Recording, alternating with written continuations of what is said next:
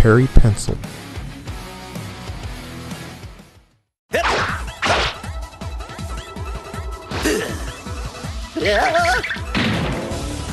Super Saiyan? Hey, that's not fair. Today I'm going to be drawing Krillin from the Dragon Ball Z series.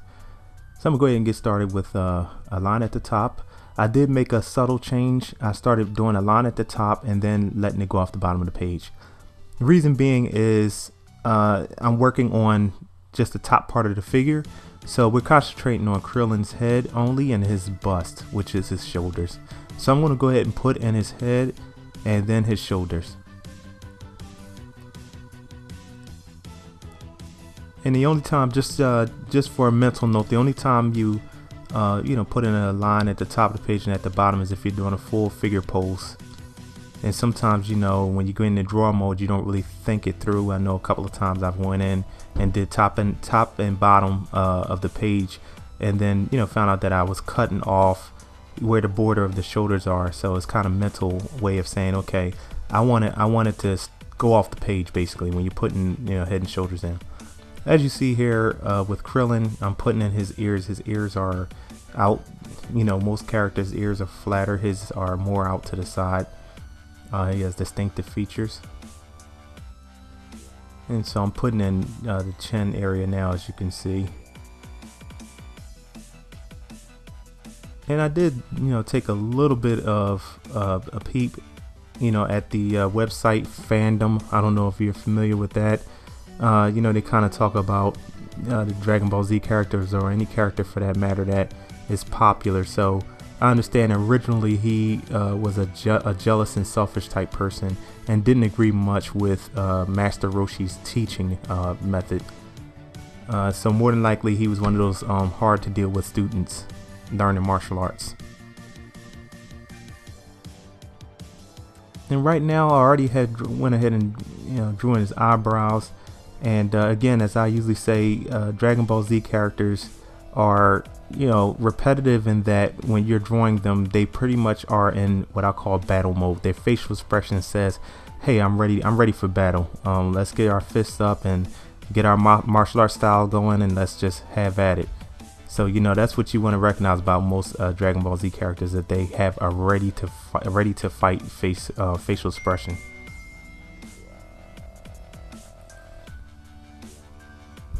And as you can see, I had to go ahead and readjust the bottom part of his face.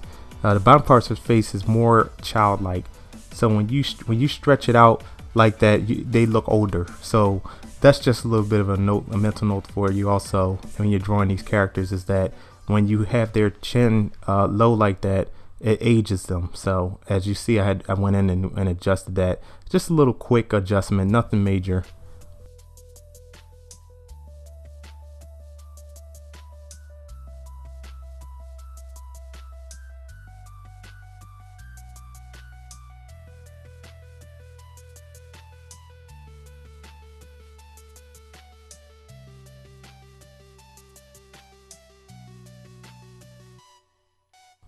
And so here, now that I have the facial expression in, I'm going to go ahead and put in what he's wearing at the top. He's wearing, the gi.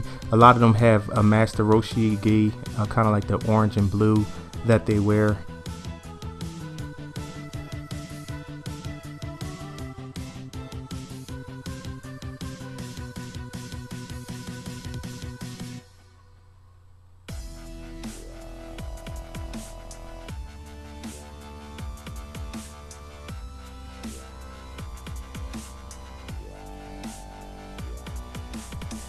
As you can see now, I'm laying in some detail on the shoulders, and it makes it easier when you actually do Dragon Ball Z characters, because they all kind of have that fabric or flexion fold.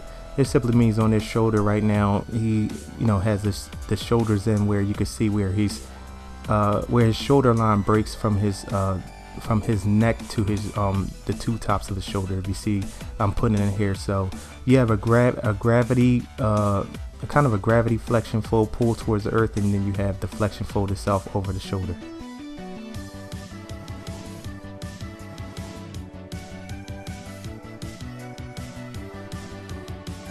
And now I'm going to go ahead and put some detailing in the ear. Dragon Ball Z characters actually have a peculiar way that the ear goes. They kind of have a loop that goes around to the bottom of the earlobe, and I noticed that. So instead of drawing Dragon Ball Z characters the way I want with the earlobes, I kind of wanted to match it, you know, kind of make it look like it the way they do their characters in the animated films and things like that in the animation series.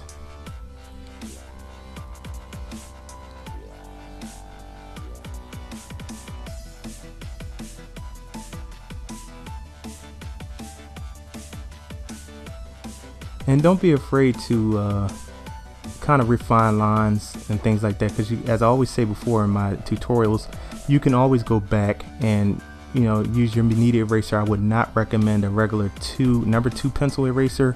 Those are the worst. I'm sure you may have experienced that and know that already, but you know, for those that are beginners and don't know, that it sheds and it also leaves red streaks on your paper. And you know, because of the way the stock paper is, it might be computer paper, which is cheaper. Bristol board, not as much. You can kind of recover from that easier, but regular computer paper, it tears it apart. So usually if you get a kneaded eraser, it's kind of like a clay type of material, but it absorbs the lead and the pencil very good, so it picks it right up off. You can dab it and it gets rid of the lead.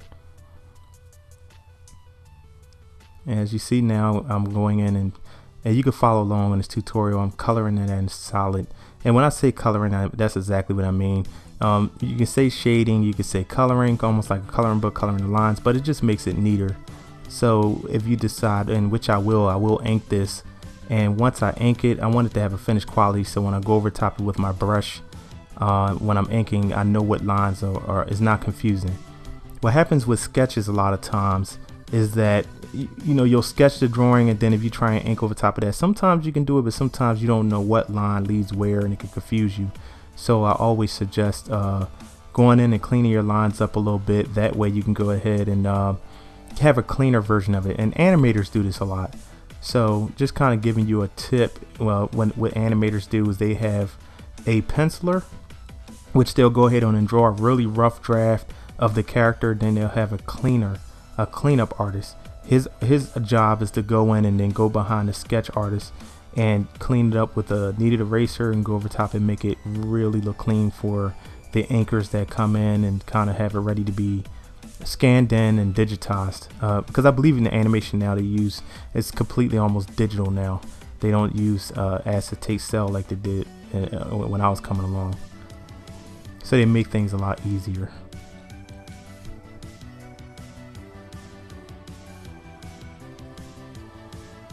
As you can see here, I'm refining everything now. The reason I'm using number 2 pencil, it's affordable. Just to be honest, you can get a ton of number 2 pencils. What happens when I buy a lot of the box set pencils is that you'll use, like, let's say a HB or a very soft lead pencil, and it'll go down and you'll use it quick, and that's probably your favorite pencil to go dark with, and then you won't have anything else left. So what I found myself doing, if I don't have the time to run out to the store at a Michael's and get the art supplies I need, a nice number 2 pencil can get pretty dark. As you can see on the screen here, it does pretty good. You can get really dark with a number 2 pencil. Mechanical pencils are, I believe, between 0.5 lead and 0.7. When you reload them, they're thinner, they break a lot easier. So that's just another tip I want to put out there when you're drawing these characters, is that the mechanical pencils are good for sketching and light drawing. And as you see, most artists like myself, we refine it with a much softer and darker lead grade.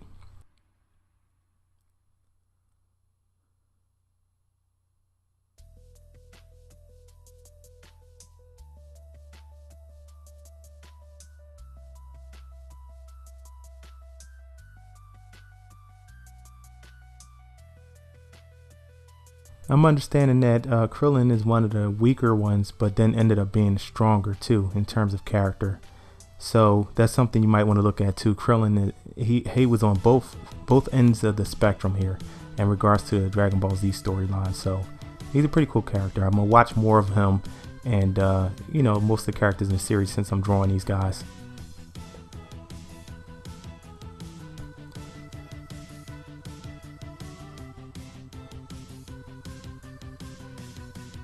We got a little bit of gravitational pull when it comes to the wrinkles, and that's really simple. It's just a line, simple 2 lines going down. A lot of suggested drawing with these characters as well, so it's not as hard. But I appreciate you guys stopping by, and you know, definitely give it a like, leave a comment, and subscribe to help the channel grow. The Art Hitman definitely appreciate it, and you know, just keep on stopping by and helping us do more. Let us know, give us some suggestions, excuse me, got a little tongue tied there. And so we definitely appreciate anyone that stops by and look at the tutorials. Let me know what you thought. Let me know if you learned and you got these characters developed. And until next time, keep drawing. Thanks for watching. Please subscribe by pressing this round button at the bottom. Also, click on one of the 2 top videos at the top. Please like this video, tell a friend, and share it on Facebook. Thank you. Perry Pencil.